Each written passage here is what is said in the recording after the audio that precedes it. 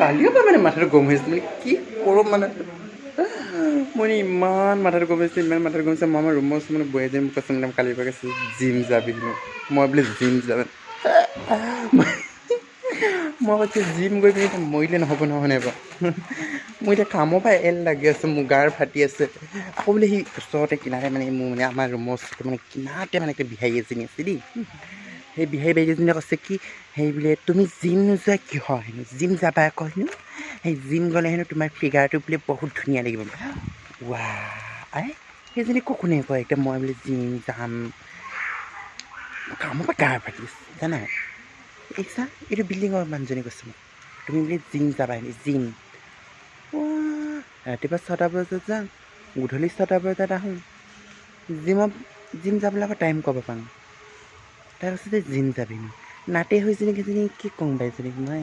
তাই নিজে নাযায় কেলৈ জিমত মোক পইচা খৰচ কৰা বুদ্ধিখন দি আছে তাই